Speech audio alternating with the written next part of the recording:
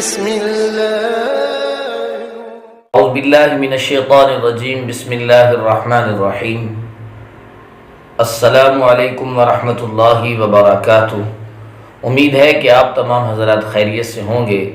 اللہ تبارک و تعالی آپ سب کو اپنی حفظ و امان میں رکھے۔ ہمارا درس کا باقاعدہ آغاز ہو چکا تھا، تو آج ہم اعوذ باللہ من الشیطان الرجیم کے بارے میں چند باتیں ذکر کریں گے کہ اعوذ باللہ کیا ہے اور اس کا پڑھنا کیوں ضروری ہے،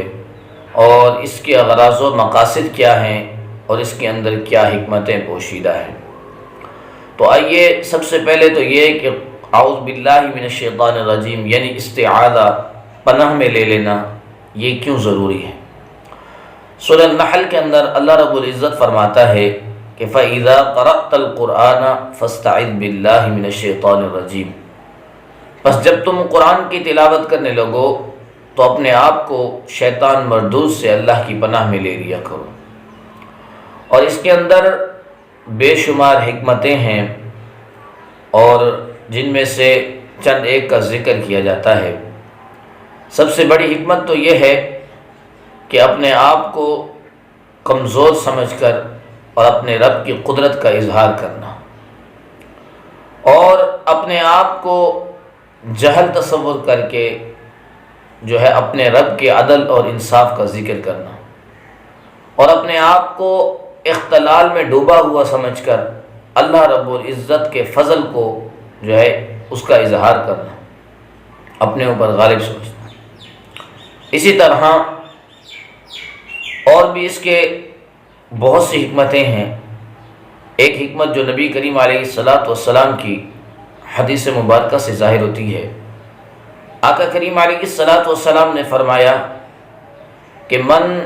عرف نفسہ فقد عرف ربہ، جس شخص نے اپنے نفس کو پہچان لیا بس تحقیق اس نے اپنے رب کو پہچان لیا۔ اور اس کا معنی یہ ہے کہ من عرف نفسہ بالقصور عرف ربہ بالفضل، جس شخص نے اپنے نفس کو قصوروار سمجھا اور اس نفس نے اور اس بندے نے اپنے رب کی پہچان اس طرح کی کہ اس کا رب وہ فضل والا ہے، یعنی اللہ رب العزت کی کمال قدرت کا اظہار کرنا، یہ اعوذ باللہ من الشیطان الرجیم پڑھنے کی حکمت ہے۔ اور پناہ میں استعاذے کا ایک مطلب یہ بھی ہے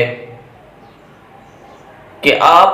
اپنے آپ کو کمزور تصور کرتے ہوئے ایک قادر مطلق کی با کمال قدرت کی پناہ میں آ جاؤ، اور پھر اس بات کے لیے یہ بھی اظہار ضروری ہے کہ جس سے آپ پناہ لے رہے ہیں، جس کی وجہ سے آپ اللہ کی پناہ لے رہے ہیں، اس سے بھی پناہ دینے والے کی جو قدرت ہے وہ غالب ہو۔ تو ایک بات بیچ میں، ایک نقطہ میرے ذہن میں آیا ہے کہ ہم شیطان مردود سے اللہ کی پناہ حاصل کرتے ہیں، صرف مجھ جیسے گناہ گار نہیں بلکہ بڑے بڑے مشائخ، شیوخ اور بڑے بڑے مفسرین، محدثین کرام اور بڑے بڑے اولیاء کرام جب بھی قرآن کی تلاوت کرنے لگتے ہیں تو وہ اعوذ باللہ من الشیطان الرجیم پڑھ کر شیطان مردود سے اللہ کی پناہ طلب کرتے ہیں۔ تو کیا شیطان کی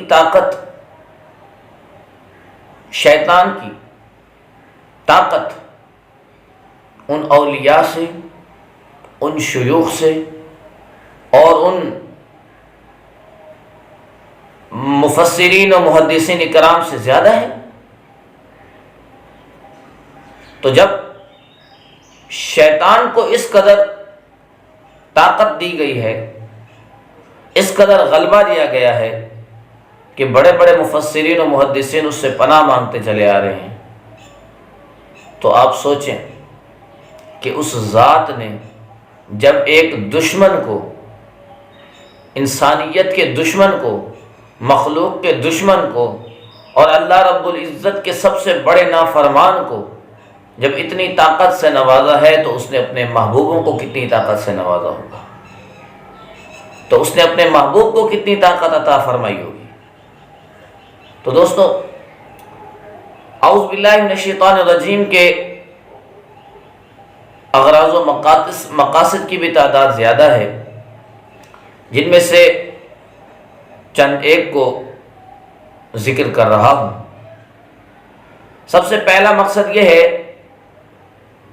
کہ بیہودہ باتوں اور فحش گوئی کی وجہ سے ہمارے منہ